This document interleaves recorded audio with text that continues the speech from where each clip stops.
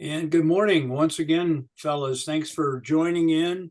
Late summer coming up on the Labor Day weekend, and school's back in session. CSU started. I think here we go again. So we're in the Gospel of John, chapter 13. The public ministry of Jesus has ended, and now he's corralled his disciples into what's called the upper room, and we're going into what's called the upper room discourse here in the next couple of chapters. But there's a very intimate moment opening in chapter 13 with Jesus washing the disciples' feet right prior to the betrayal and the leaving of Judas, and that's where we are right now. Last time we talked about Jesus's emphasis on inclusion, and that is a large subject, this idea of inclusion. And we ended our discussion on, and I believe we are being invited into this same inclusive type of way of thinking that is demonstrated through Jesus's ministry and through his death and resurrection. And we ended our discussion with a little exercise last time to kind of go introspection of where we are in this whole idea of inclusion. It's a loaded word. It's a word suspect in many of our way of thinking, but I think it's a very good word. In my way of thinking, betrayal would provide grounds for me to mandate exclusion, not inclusion. Never at any level would I consider inclusion to a betrayer. If I am betrayed, I would never, ever naturally think of the idea of including that individual in my life. Betrayal is repulsive, and it's universally repulsive. Everything inside of me screams, betrayer, get away. However, it's also my perspective that here in and through the Judas story, this my way of thinking, my way of operating is being dramatically challenged, which it is. I mean, personally, So in John 13:21 through 26, the text is on the screen. Jeff, welcome. And would one of you guys read the text this morning? It's on the screen, or you can read it from your Bible, whichever you prefer. But would somebody lead out and read that? Hey, Carl. After he said these things, Yeshua was troubled in the spirit and testified and said, "Most definitely I say to you that one of you will give me over." The disciples were looking at one another, being at a loss concerning what he had said. One of his disciples, whom Yeshua loved, was next to Yeshua, and Simon Peter beckoned to him to ask whoever might be the one about whom he was speaking. So that one in front of Yeshua said to him, "Lord, who is it?" Yeshua answered, "The one is with whom I shall dip the piece of bread, and I shall give it to him." Then when he dipped the bread, he took it and gave it to Judas, Simon Iscariot. All righty. Good. Thank you. Thanks, Dave, for reading that. And let's take a look at this. Verse 21, we'll go through verse by verse. Jesus had said these things, and it says he became troubled in spirit. We'll take a look at that. He testified, and he said, as Dave read, may you most certainly hear, something like that. That's a kind of a loose paraphrase, but I love that. Truly, truly is not something we should just pass over. It means heads up, listen, this is important. And he says, I say to you that one of you disciples will betray me, point blank. As we enter this disturbing next step within the upper room, it's important to ask a question. And the question is this: is Jesus continuing his thought, which we've been looking at, or is he changing horses here into an entirely different subject altogether? And that's the question on the table. Let's observe the text by tying this verse 21 back into the previous subject or previous weeks. Jesus had just stated in verse 20, there's that truly, truly again. Listen up, guys. I say to you, the one who receives anyone I send receives me. And the one who receives me receives him who sent me. So here in verse 21, after a repeated listen up once again, he states, I say to you that one of you will betray me. Now, in our minds, let's see, I think I've got a disclaimer here. Our heads tend to zoom past the notion that to receive anyone, as stated in verse 20, could be alluding to even Judas as revealed in verse 21. That we just kind of zoom over that, but I'd like to think about that a moment.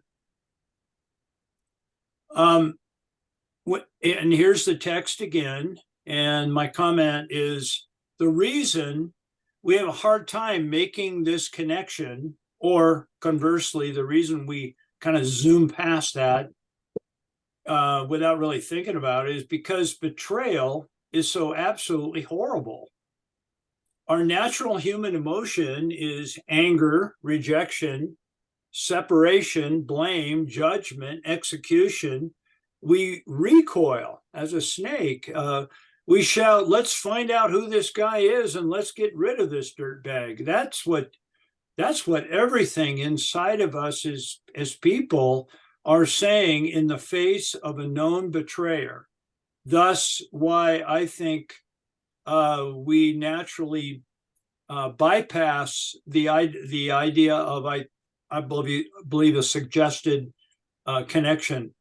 However, if Jesus is continuing his thought, as I brought up on the last slide, I don't think Jesus is just changing horses here. I think he's continuing a thought, and that thought is inclusion. Then the sent ones of verse 20 include, in my mind, the Judas introduced here in verse 21. Later, Jesus sends Judas out into the night as a kind of a punctuation mark, and that's coming in the weeks to come. But I'm making that correlation, right or wrong. You might well respond, you're kidding me. Do you actually believe that the sent ones in verse 20 would include the Judas of verse 21? Well, I think we ought to consider it. So again, this is submitting to you for your thought.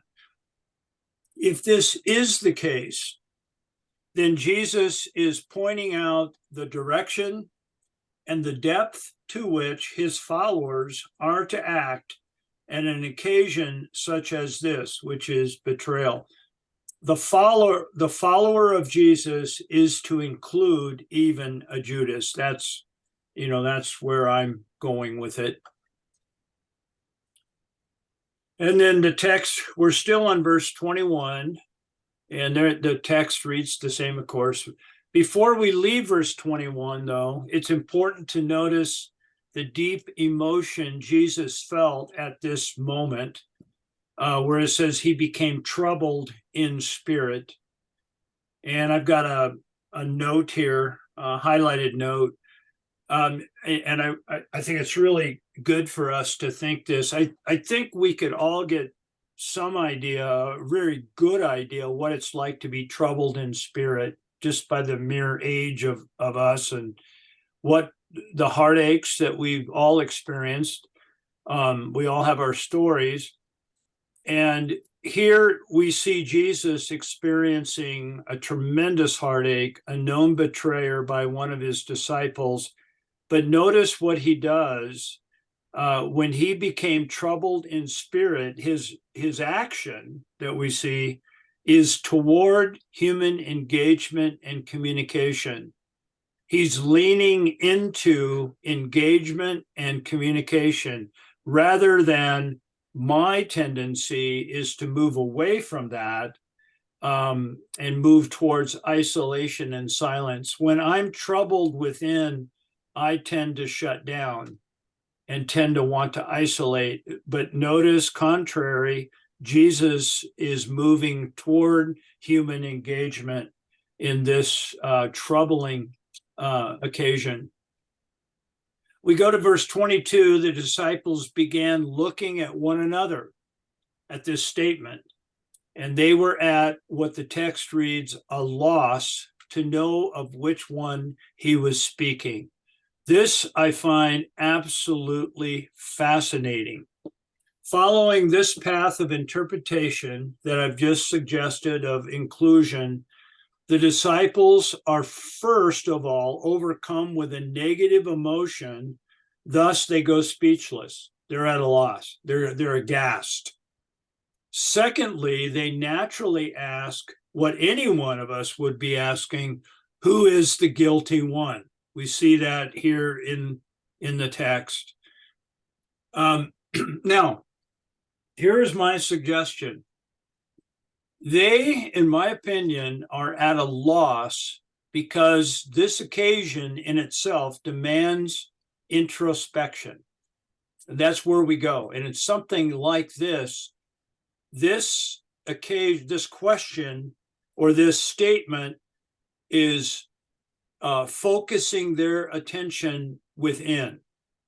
Their introspection puts them all in touch to some degree with their inner and conflicting desires. You know, they're human.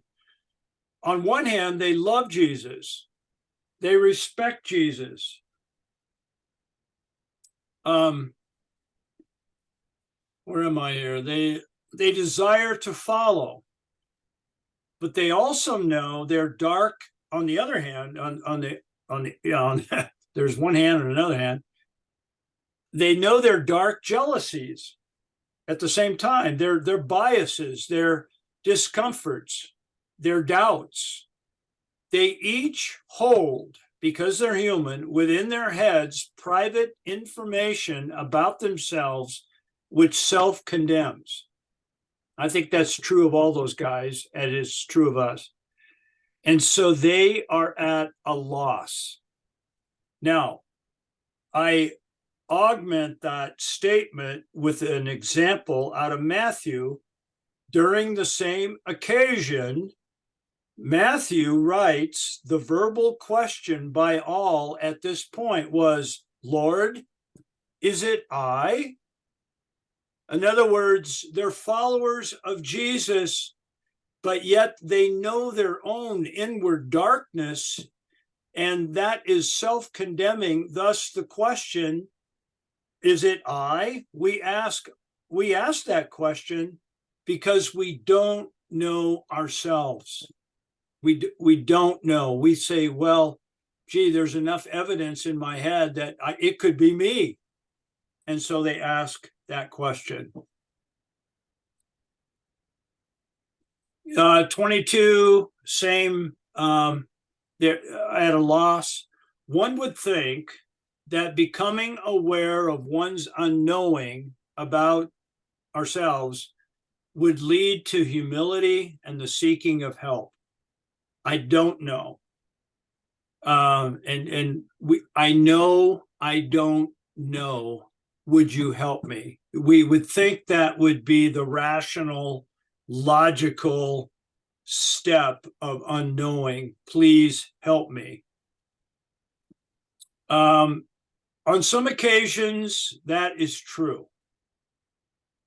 But generally, the human modus operandi is find something to blame. This is how we humans operate. Find something to blame. Let's get this guy. In the bigger story, the one we are all humans share, and when I say bigger story, I'm talking about our commonality of being human here on the planet, the story of redemption through Christ, the one great story that we are all living under the umbrella of. In my opinion, we are the ones who require something to blame.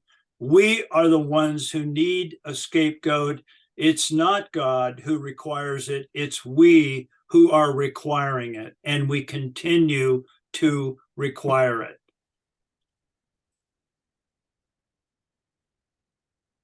Verse 23, it goes in, we'll talk about this, but Jesus, or lying back on Jesus's chest, was one of his disciples, and many, of course, believe it's John, the writer of this gospel, whom Jesus loved. He knew he was loved. That's a key point. So Simon Peter nodded to this disciple and said to him, "Tell us who it is of whom he is speaking." So let's make some comments here. He says, at this point, I want you to think about this, how maybe the chosen would choose to depict this scene. John directs his camera, bring it into the 21st century. John, the author, directs his camera to the upper torso of Jesus sitting at the table.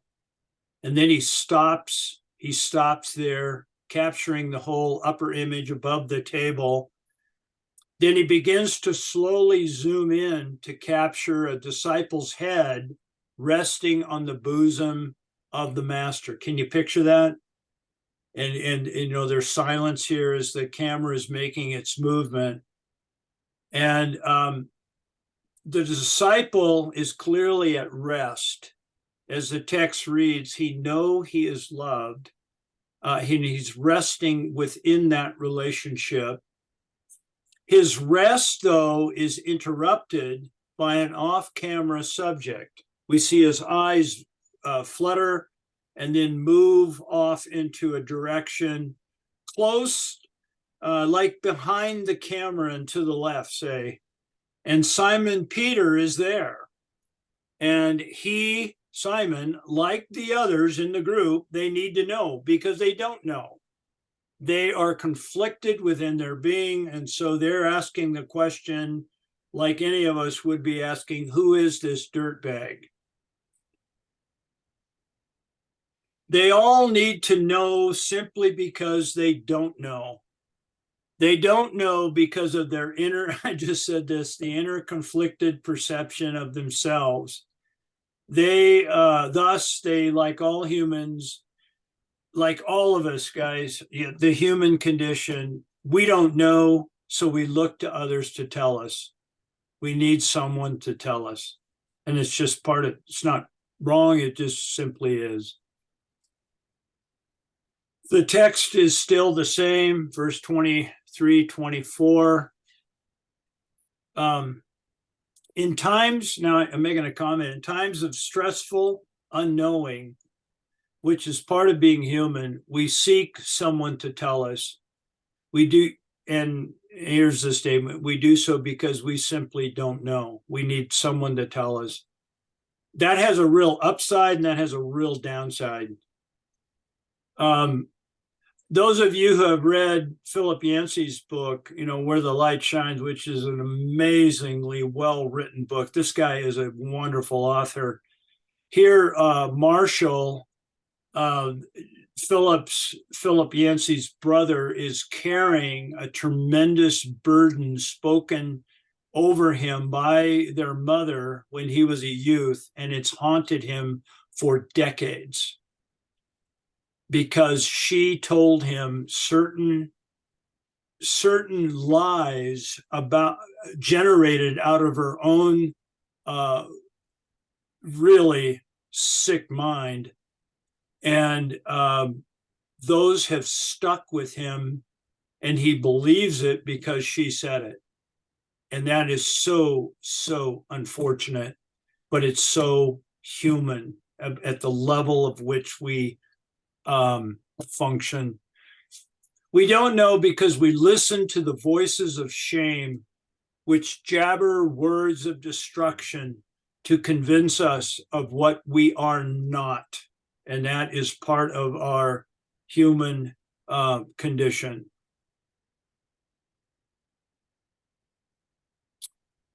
We therefore seek an outside voice of understanding. We desire it. Because we don't want to dwell there. It's painful, and there's frustration, and it's not a healthy place. And so we seek outside voice, which is natural. We want to hear a voice of understanding and words of solace and definition, explanation, and support. And that's because part of us created by God, we need hope. We as humans, we want hope, and hope is wonderful, and we're desiring to receive that through the voice of another. Verse 25, this is the wrapping up of John's and Peter's interaction. He simply leaned back on Jesus' chest and said to him, "Lord, who is it?" So to kind of slow that down for a minute, John's camera continues to roll in this scene that I'm putting together. The disciple flutters his eyes and is startled, and he focuses his attention off camera to Peter.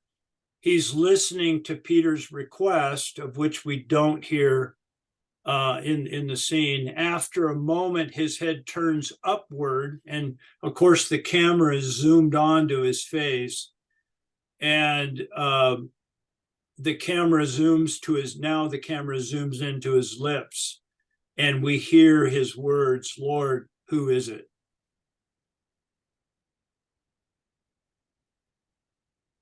Then Jesus answered him, and we catch this as well, quote, "That man is the one for whom I shall dip the piece of bread and give it to him."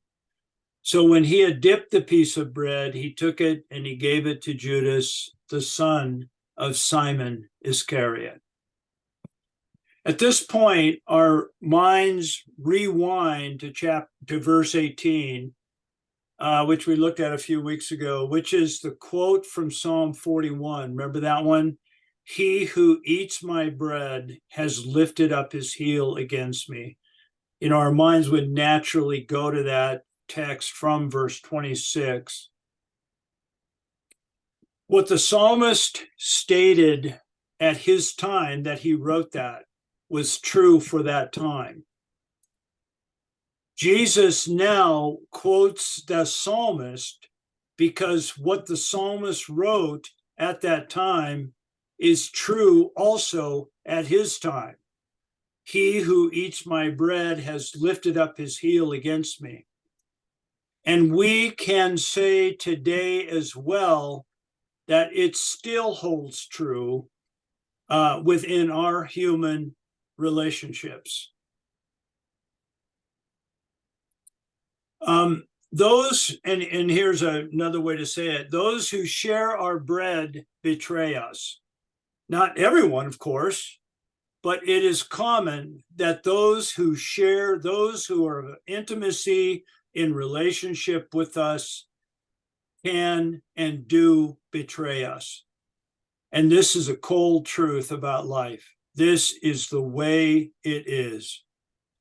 It's also true that under given conditions, I too, and you too, can betray one who shares their bread with me and with you. it's within us as well, under the a given set of conditions. And this is our common dilemma that we live under. Why? Because we're human beings. But the good news is we don't have to live this way. And thus the gospel through Jesus Christ. He has demonstrated, and he is delivering us from this type of bondage of what we do to other human beings. Verse 26, and here's our last verse. Jesus then answered, well, we actually, I've already looked at that, so I don't have to quote that. We're continuing our comments about that.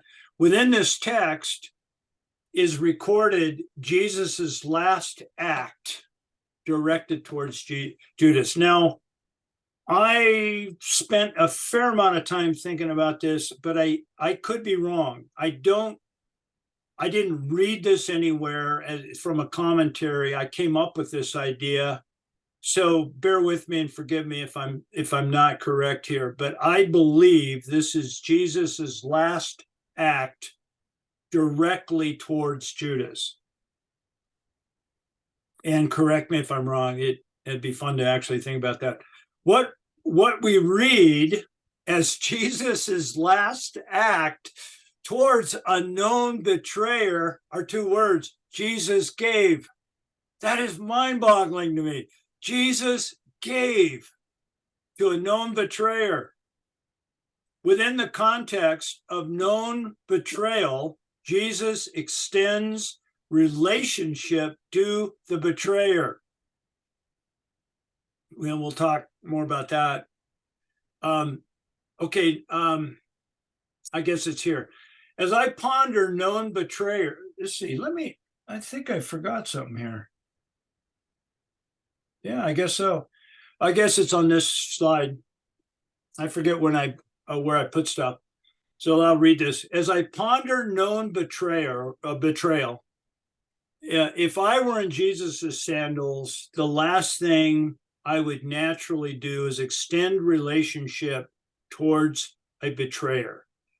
Now, I want us to understand the dipping of the bread and the giving is not a religious symbol. We tend to connect that to the Lord's Supper, which has correlation, but it has everything to do with inclusion, acceptance, fellowship, and oneness of eating together. It's a symbol of relationship. Right here before all to see, Jesus, here it is, extends a relational symbol through what he does in verse 26. That dipping of the bread and giving is not a trigger it's not designed to be a trigger to prompt the guys, let's go get him. They don't know. They're pretty much clueless here, as we will read. But Jesus is doing this as a relational symbol of inclusion. I give to you. That really excites me. Jesus extends this symbol towards the known betrayer. So the question that I'd like, we got 30 minutes, so that's really good. So let's think about if this is true, and of course it's my opinion, and but if it is true, what does this tell us in regard to how does God think? I mean, what I'm teaching here flies in the face of what much of what we read in primarily the Old Testament. We read the New Testament in light of the Gospels, and Jesus, in my opinion, is portraying what we're talking about right here. But what do you guys, how does God think? Okay, that's got one great question we could talk about and can talk about. And secondly, there's another question that really drives it closer to home. What does this tell you in regard to how you and I are invited to think? Do we think the same way, or well, you know what I think about that. But so let's talk about this. I'm suggesting that Jesus is extending a relational invitation to Judas. Everything inside of me would be retracting and executing this guy in my head. But Jesus is extending relationship to him. And I think it's a reflection on who the person of God is. That's what I'm suggesting. I'd like to know what you guys think. And how we should think. Well, the offering of the sop is a cultural expression of favor and intimacy. I mean, my whole family does it all the time. They would dip the bread into sauce or the gravy from a meat dish or something, and Yeah, give it to you. Yeah, they would give it to you as you're a favored guest at the table. When I got hired for a job in Boston, I worked for an Ethiopian man, and he invited me out to lunch before he hired me as the manager of the shop. And unexpectedly, he took a little piece of bread and dipped it into my plate and put it into my mouth, and I'm like, "What are you doing?" Wow. But then I recognized in his culture, which is a biblical culture, that he was making a covenant with me. That he was saying that from this point forward, you're not my employee only, that we're in this together, you and I. It's my business. You work for me. You're part of this family. And, it was a big deal. It wasn't just food. And I think Jesus was extending a last chance. Judas, you haven't done this yet. You're planning on doing this, but it's not done yet. Let me show you what you mean to me. You sure you want to continue? Is this where you want to go with this for real? And he gave him a sign of acceptance, pre-act kind of a thing. And Judas took it and then did it anyway. And that's when the devil entered him, and whatever that means. Yeah. And we'll talk about that. It's a cultural significance. Yeah. It's a big deal. Yeah.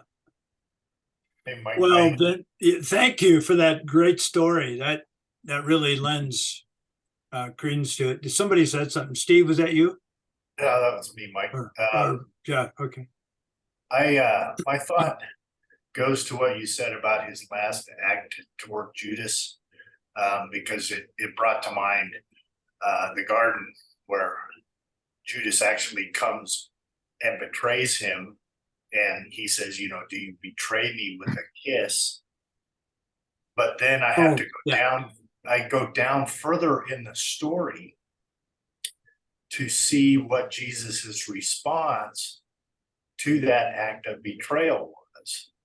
And that was an act toward Judas, whether he accepted it or not. And that was to go to the cross. That was to accept the punishment for Judas's sins as well as ours. So his last act to Judas was one of sacrifice. So I have to look at my own life, and I'm kind of going in circles with this, but I look at my own life and I think, do I do that? Do I look at the sacrifice, the last act that Jesus did toward me, and do I accept that? Or do I live my life in essence in betrayal at times? Do I forget that sacrifice, and do I live in a way that smacks Jesus in the face or whatever and says, I don't accept that, and it's hard for me to express, but it's like, am I like Judas, or am I like the disciples that don't even know? They say, wow, is it going to be me that betrays you? And are there things in my life that I do that I have to ask God, hey, have I betrayed you in this, and then seek his forgiveness? Yeah, thanks for, I call that, Jeff, thank you for grappling with that. Yeah, I'm sorry. I just kind of Expressing- threw a grenade in there and let everybody try to pick up the pieces. But Well, you're expressing the very things that we're hitting on in our heads as well. Maybe I don't want to confuse the question. It takes a while to absorb what I'm asking, but there's been like events. Can any of you take a stab at seeing this demonstrated outside of the example here with Jesus, where a known betrayer is included, an act of giving, an act of relationship is extended? Something you've seen that has really touched you in your life, either either through an example or something you've experienced, that would be helpful to all of us, to get a handle on how do we, we're trying to think, how do we live like this? So what about that? Can you think of any examples where you've seen it? I think it happens much more than we believe. It depends on, when we think of Jesus, as we should, betraying him is like, that's the ultimate betrayal. But Judas didn't see Jesus as we do thousands of years later, after the resurrection and after the ascension. I mean, to him, it was a guy that was leading his group. He disagreed with his actions and took action thinking that. There are many, not to equate divorce to Judas and Jesus kind of a thing, but a divorce is a betrayal. I mean, certainly you can categorize it as that. And there are probably thousands of people who get divorced and then remarry, sometimes the same person. They get over it. It's we look at betrayal as a horrible thing. That is, how could he possibly forgive him? Well, it's a sin like any other sin. It's a mistake. It's something that should not have happened, but it did. And the love of God allows you to go past it, and Jesus certainly had that. Judas did what we think in hindsight is the worst thing you can possibly do. Yes. Yeah. But the fact that Jesus preemptively gives him the favored sop and says, you're my favorite at the table right now. You sure you want to do this? Is this something you're going to do this to completion? And then I believe, theologically at least, that when he said, go tarry in Jerusalem and wait for the promise of the Father, Judas was one of those people. I don't know exactly when Oh wow. he killed himself and a timeline, Oh. but it could have been after that. It certainly was pre-Pentecost, but so we look at the sin as the worst thing you could possibly do. And I think the point of this is that even that is a forgivable act. Yeah. Yeah. You can get past this. Judas, you could have had a chapter in the book. You could have been one of the guys, the Gospel of Judas or something, but you couldn't accept it. It was just too big in your brain. It wasn't too big in mine. Yeah. For Jesus. I don't have a specific example, Mike, like you were referring to, but what I see here is a combination of something that we cannot be, and yet Jesus gives us the opportunity to almost function as we cannot function. Being omnipotent, he knew exactly what was going to happen with Judas and when and how. He knew all of that, even though Judas didn't, and certainly the disciples didn't. So he had that perspective that we can't have because we're not omnipotent. We don't know all of these things. But by doing what he did with the sop and with the text here, I think what Jesus is trying to teach the disciples and us is that, yes, there will be betrayal, but Jesus' act here was an act of compassion because he knew, like I say, because he was omnipotent, he knew what Judas was going to have to go through. And in an act of compassion, he was reaching out to him at the same time.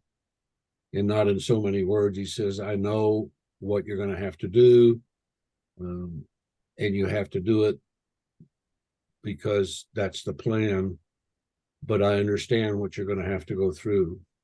What he's telling us is when we get into the act of betrayal, what he's cautioning us is we don't know what is motivating, what's driving, what's hurting, what's driving this person to betrayal. And what Jesus is teaching us is don't be too quick to judge, but be more compassionate, reach out in understanding, try to understand why this person is in such a state that he would do something. I forget the adjective you used about betrayal being just, I mean, it's the ultimate thing. It's just horrible. You just can't do that. Yeah. Well, people don't do that without some motivation. Right. And sometimes that motivation is a very, very deep wounding within themselves, and it's the only thing they know to do. It's their escape mechanism. And I think what we're being taught here is, hey, be very careful about how you judge these people. I think that is, again, those are words of wisdom, Dave. Very good. I find myself, my examples would be many, but I find myself when in conflict, and on some occasions within that conflict, the data points to me having the moral upper hand. And what this text speaks volumes into my life is, okay, you got the moral upper hand here. What are you going to do with it?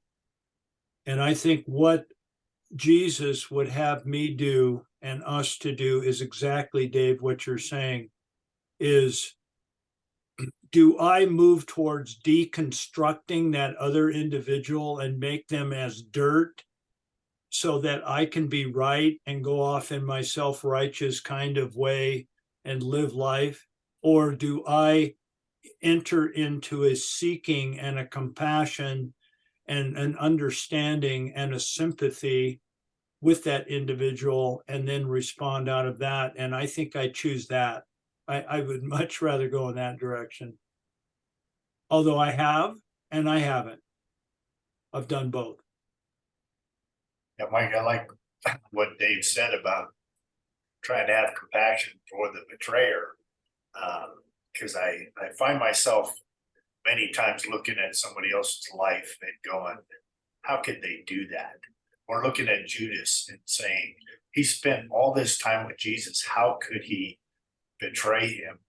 And I want to sit in judgment of him and in judgment of the lives of others.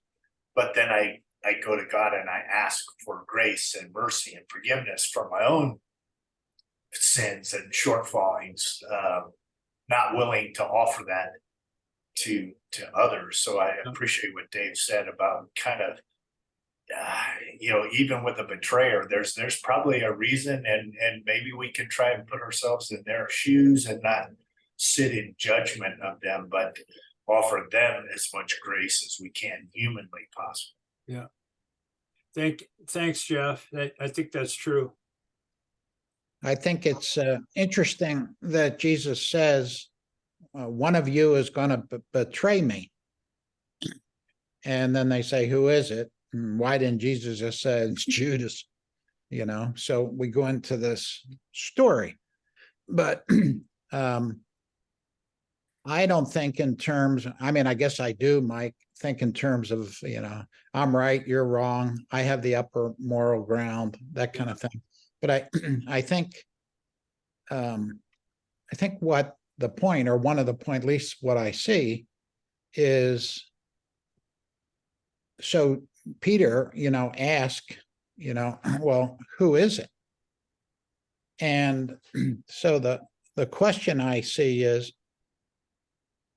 who is going to betray Jesus? Now we're talking about Judas, but how about Peter? Did Peter betray Jesus? Yes. Yeah. Yeah. Well, And he doesn't even know. how about the rest of them? Because doesn't it say in the garden that they all ran and betrayed him? I think they all had their moment, John.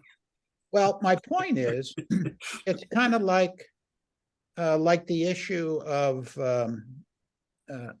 homosexuals. And do we should throw them all out of the church and blah, blah, on and on and on. So we take the moral high ground. And I love how Tim Keller would respond. He would hold on to what he believes to be the truth of what scriptures say, etc. But it's almost like, who of you can take a stone and throw? We take one sin and we make it into something unique and bigger, and we forget, lying or adultery or people that are hooked on pornography, and we just look the other way with all these other sins. But this particular one, we hold this higher moral ground, and so we make it different. So this, back to this idea of betrayal, I guess the real question, I think, is, do we all, are we in this other camp? We tend to view the stories, and I always picture myself with the good guys, right? I would have always been, I'm with the good guys, and if Jesus is after the Pharisees, well, I'm with the disciples, or however the story goes. And so here I'm always with, well, I'm sure not Judas, and yeah. Maybe part of the story is, so how, God, I'm sure God detests betrayal. I'm sure that's not one of God's favorite things, right? That he wants us all. But on the other side of the fence, the question is, so how does God, respond to me? What does this tell you in regards to how you and I are invited to think, and you were saying, how does God think? Right? So I see this, when you do a scan and go Jesus, and then you go Sermon on the Mount, and you go love your enemies, and you go, that doesn't make, how does that rubber hit the road? What's the practical application here? And here it is, right? Here's Jesus living out the Sermon on the Mount and just demonstrating all the way through, even through the garden, even through up in the crucifixion, even he's hanging on the cross. Father, forgive them. They don't know what they're doing. Right. And yeah, so I think that, thanks, John. And for those comments, what Dave Brown said earlier, it kind of ties in with that.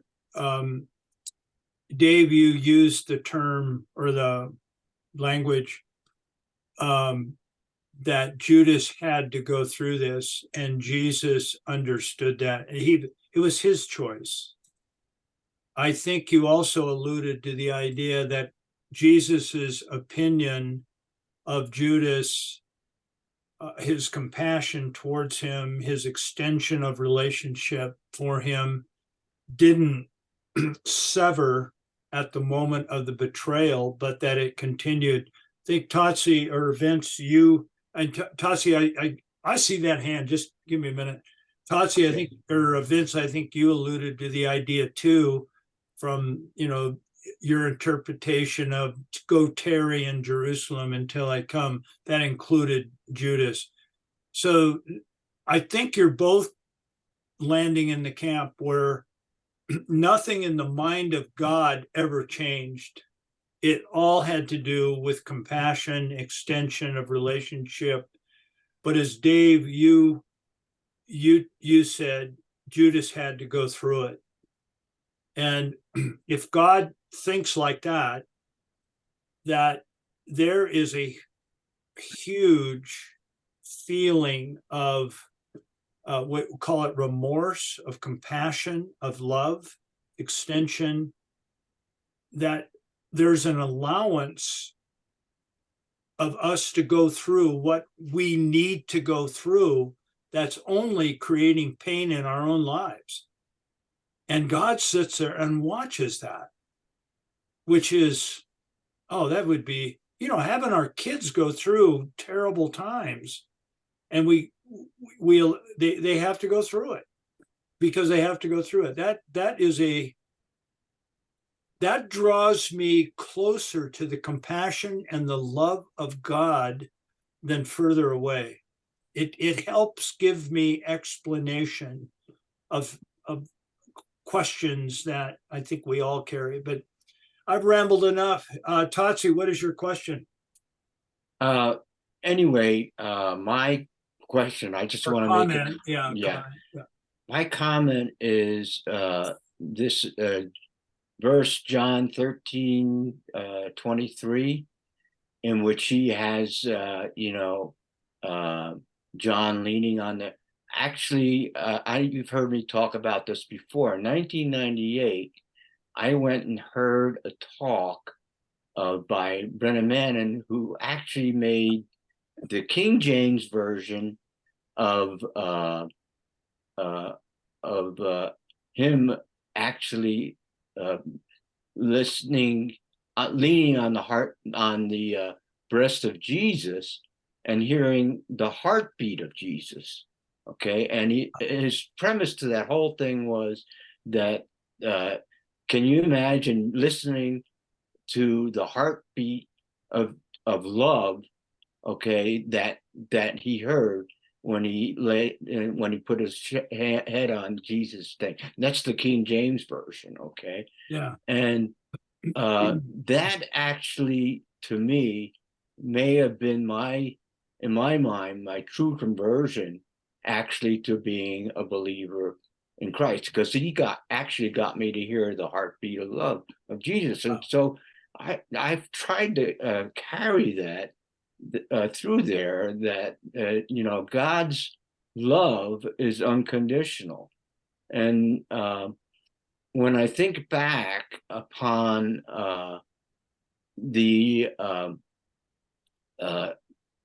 my actual conversion moment when I was fired in Maine, I could think about how actually God allowed me to be fired so that I would actually have this humility, okay, in which I would understand that, I've had lived a life of unbelief and sin.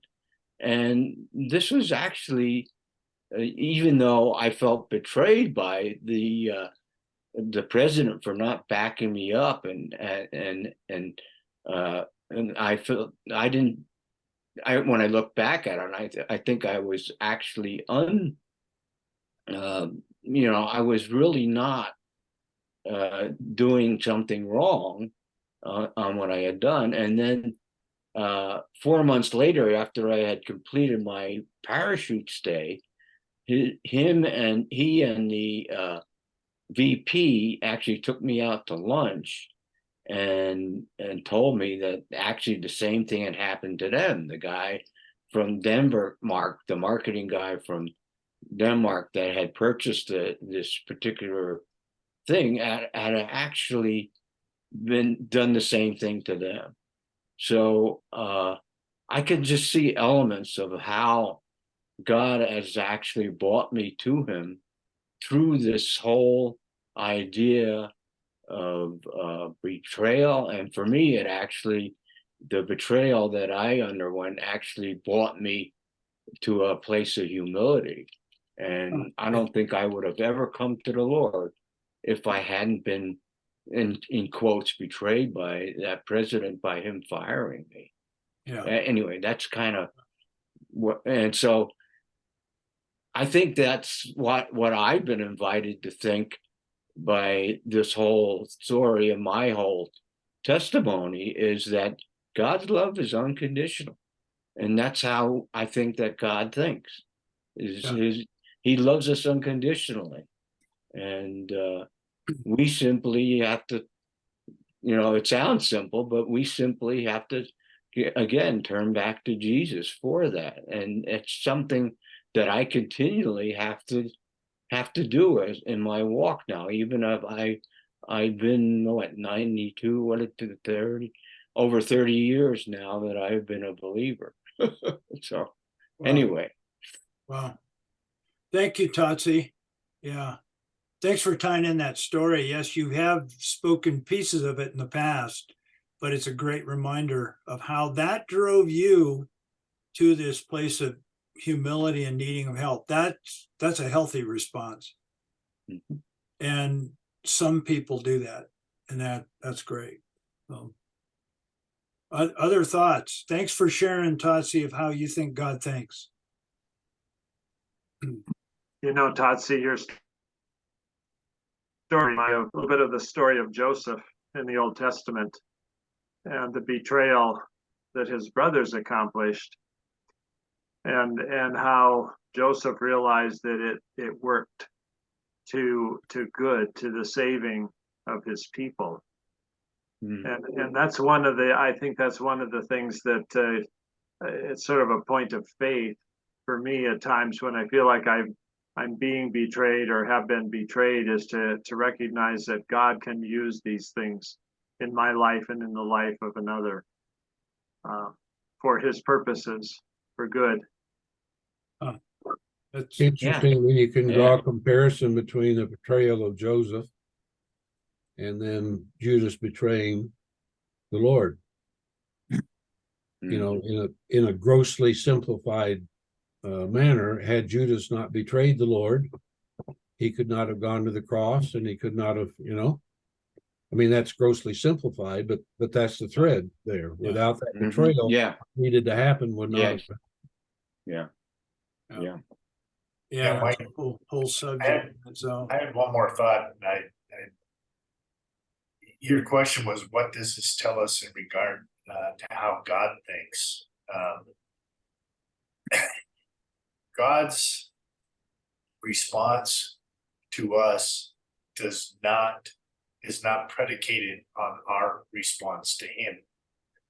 He loves us regardless of whether we accept that or reject that. He still loves us. And if I can translate that into my own thinking,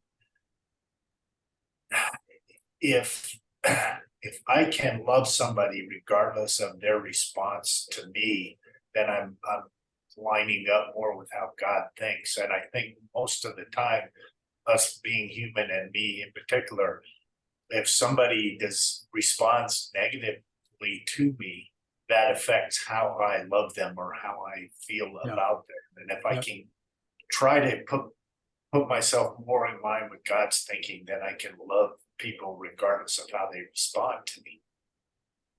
Boy, Jeff, that is an absolute mouthful. That is really, really good. And it's good because I'm biased. I too am moving into that direction. You used the term, somebody used the term, I think Tatsi did, unconditional love. That's certainly where my head is going, and this idea of love regardless. You, Jeff, stated the tension that we live in, but realization of that tension, I think, will move you and I in that direction. God's love, as demonstrated through Christ at this moment that we are studying, is love regardless. Whereas my tendency is making love conditional on response. That's a human projection of a truth that exists It's how we've defined it. And what we have learned to do is do it so Christian-like, so tastefully, but it's still a conditional. It's still a condition attached, and that that needs to be thought through.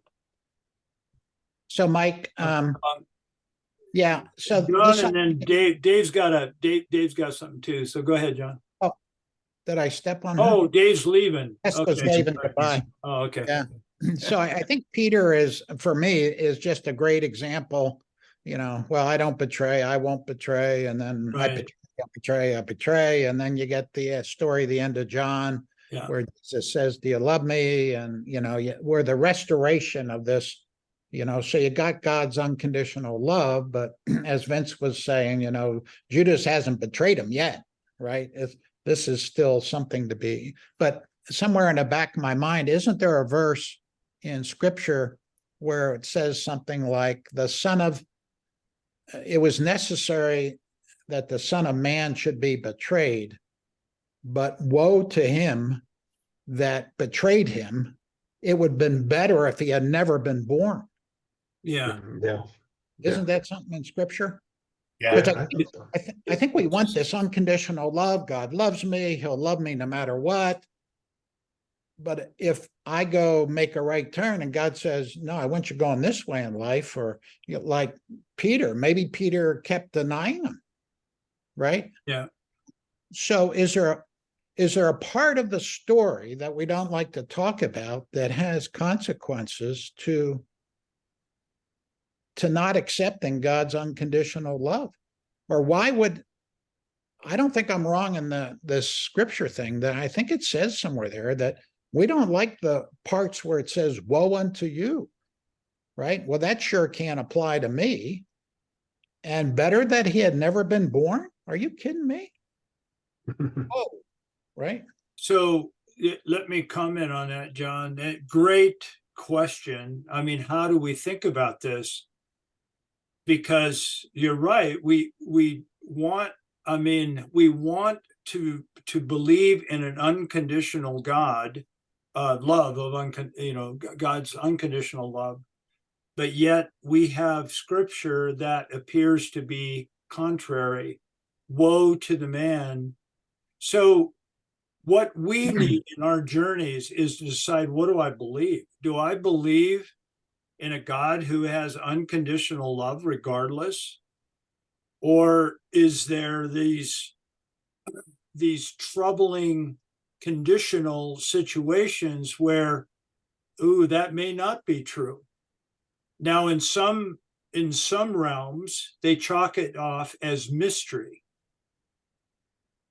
I don't buy that. Is God's love conditional or not? It's And troublesome if you're a teacher, because he said the same thing to woe unto you teachers that deceive the little ones. I mean, Yeah. he says it a lot, but I think it's hyperbole myself. But then, as Vince brought out, John, how do we understand that? You know, our heads go to a verse like that, and we say, "Oh, this guy's destined for hell. Woe to you! Better that